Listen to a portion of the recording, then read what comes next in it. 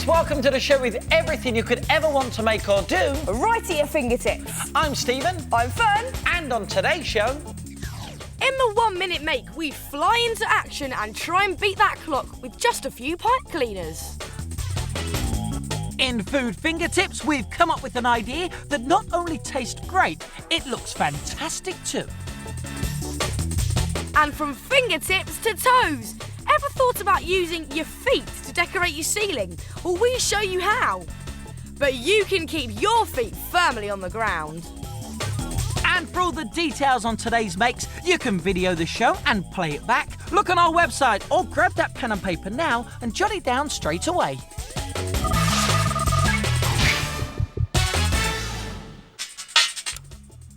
Where do you keep your CDs? Well, here at Fingertips, we store ours in a CD-saurus. What better way to show off your CDs? Or you could make one for your computer discs and go back to the future with an up-to-the-minute prehistoric CD-storing dinosaur. Now, the first thing you need is a piece of card, isn't that right, Steve? It certainly is, and I'm going to give you a great fingertip tip of how to get that dinosaur shape. You need to grab yourself a dinner plate and a side plate and that large bit of card. Put the side plate in the corner of your card like that, and then draw around it like this. Now this will help you get the head shape in a second. Then you get your dinner plate and you put that beside the side plate, and this will help you get the hump shape in the dinosaur's back. There we go. Just join them up. And now 2 more side plates, and then we'll join them all together. So this one goes half and half. Like that. And now 1 more side plate circle and we're ready to go. Just there. Now here's how you join them up. This side is going to be the head and this side is going to be the tail. So you need to get a nice curvy line. Here we go. This is going to be the head shape. Give them a bit of a bumpy head like dinosaurs have, and scoop it all the way up. And now you're going to go downwards to get the tail. Okay, but use this plate as a guide to get a nice shape. Here we go.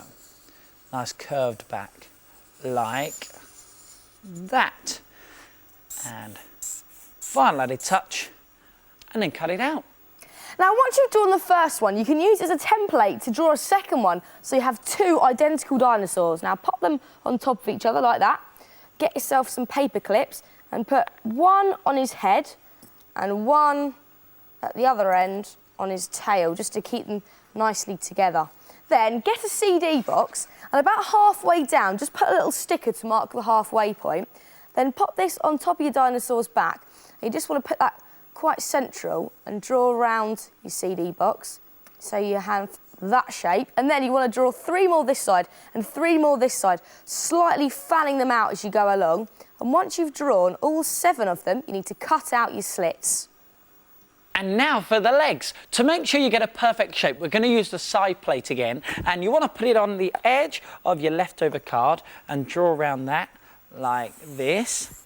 And use this one as a template to make another one. So you'll have 2 pieces, and on them both, draw an arc and cut them out, and you'll then have 2 bits that look like this.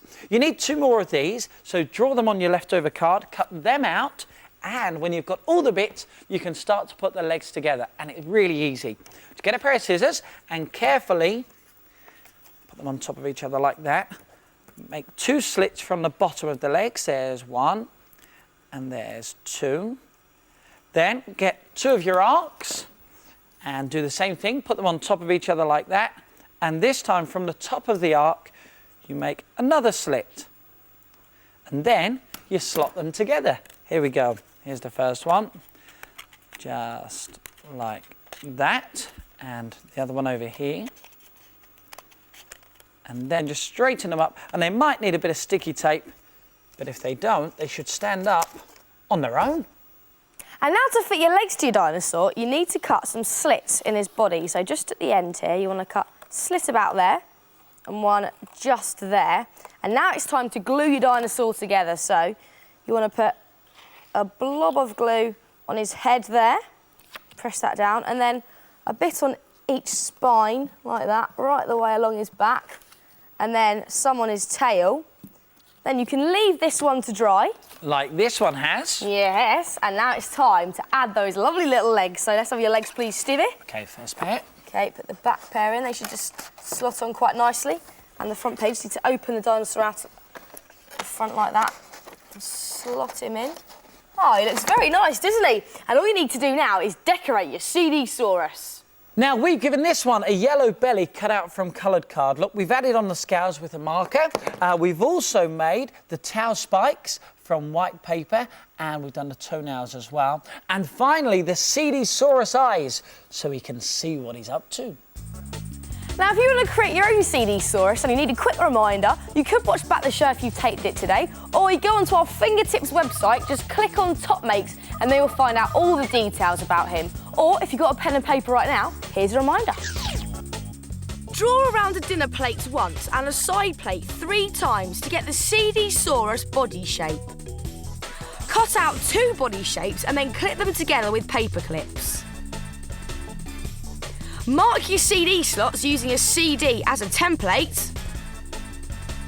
And then cut out 2 C shapes and 4 arcs to make legs and feet. Make slits in the C shape and slot in the feet to make each pair of legs.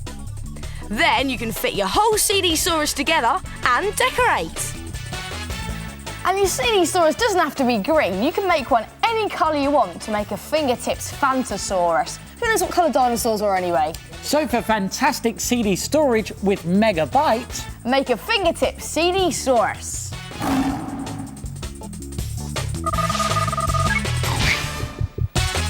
got a minute? Because this is the part of the programme where we show you how to make something really, really quick in under a minute using bits and bobs from around the house. And today, it's my turn to make. And it's my turn to time. And Fern, this is all it takes. Look, pipe cleaners, bit of wood, pair of scissors. You're going to make something out of that? I am. OK, I trust you. We're not going to tell anyone what it is just yet, so see if you can guess along the way. Have you done your finger exercises? I've done my finger exercises. Good. And I'm ready. 3, 2, 1, go! Right, I take 2 pipe cleaners, any colour, and wrap them around a bit of wood like this into a spring shape, all the way round, like this. Come up for 10 seconds. Yes, don't jump on And the that's Fern. 10. All right. Now, normally it only takes me about 30 seconds to do this. What are you making? Oh, you'll see in a second. This is really good, actually. You'll like this one.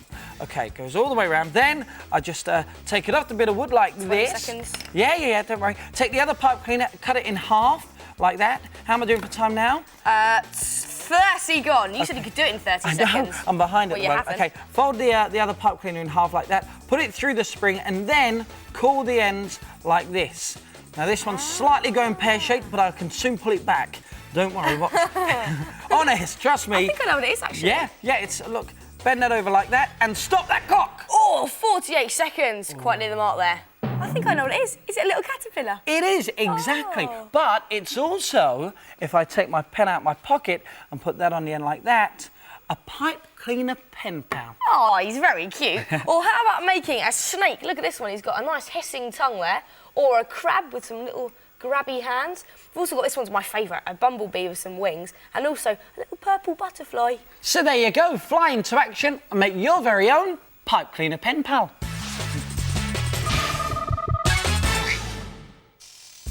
Boiled sweets. Biscuits. Delicious on their own, but what happens if you put them together? You get brilliant stained glass window biscuits. They're fantastic, aren't they? And the best thing of all is they're so easy to make. And I'm going to show you how.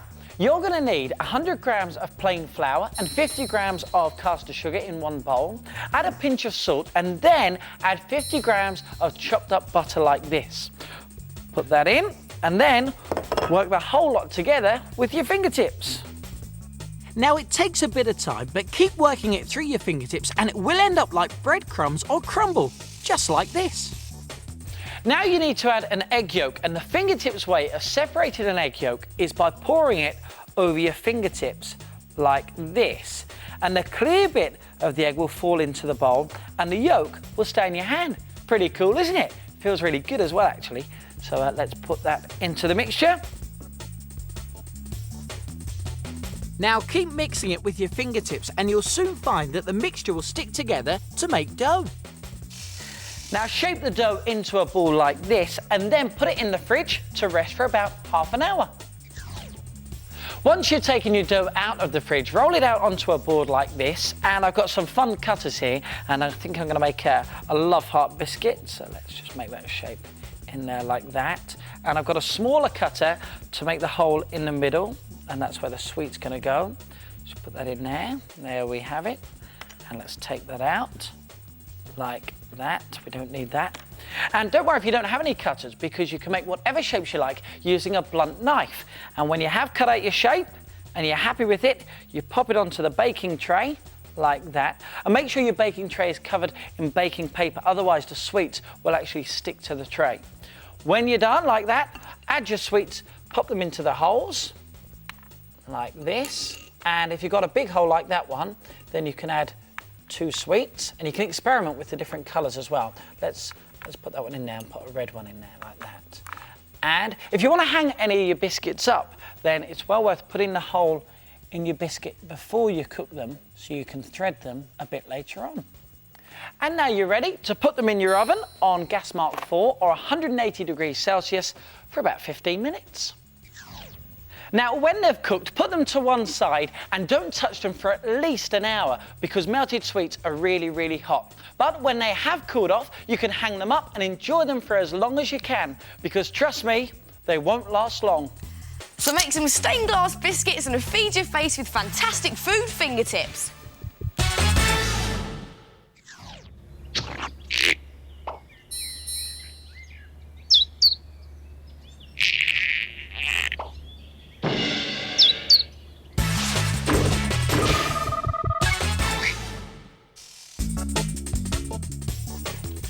Walking on the ceiling, always a great idea, but so dangerous, you know. You're upside down, the blood is rushing to your head. Seriously dangerous. Stephen, what are you on about, mate? Because there is no danger with the fingertip footprints, because you can defy logic and walk up the ceilings and walls with your feet firmly planted on the ground. It's cheap, it's original, and you can confuse and amuse your mates. So why don't you give it a go? Fingertip style walking on the ceiling using these 2 broom handles with sponge feet on the end. Now, to make the sponge foot shape, you need a pair of real feet, and you also need some paint. Just step into the paint. Ooh, it's a bit cold and slippery. And then just step onto your paper like that. There you go. And then step off your paper and leave these footprints to dry. And when your footprints have dried, you want to divide them up with a marker and cut the bits out so you'll have a footprint like this. Then get yourself a washing up sponge and put your bits onto the sponge like this. And if you've got big feet, you might need 2 sponges like I would.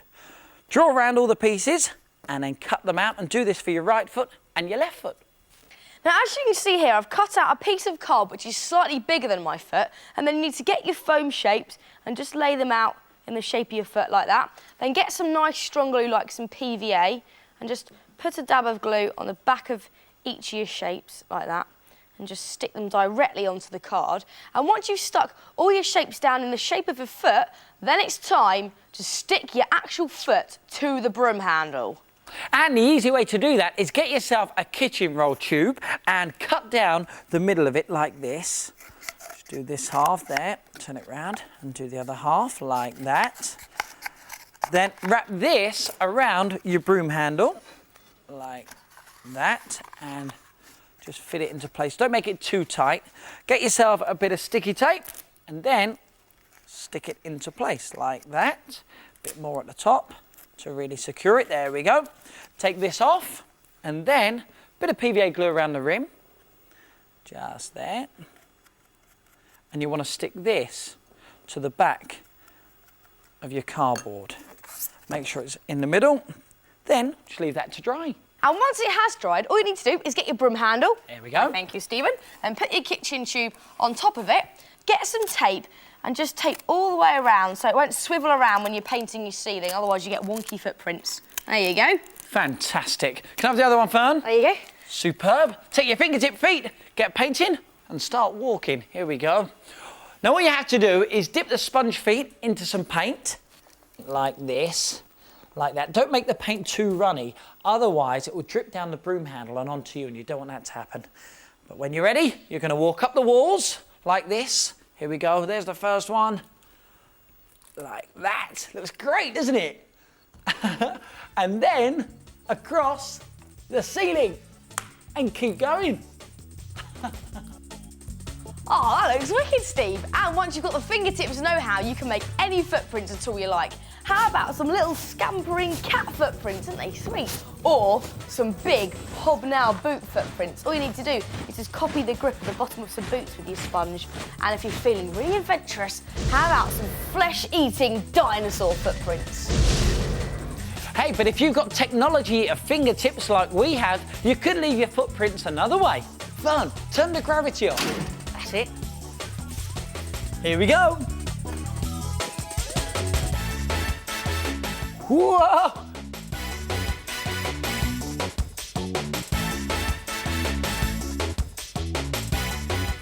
So why don't you walk yourself some fun fingertip footprints? Reminds me, must change up bulb.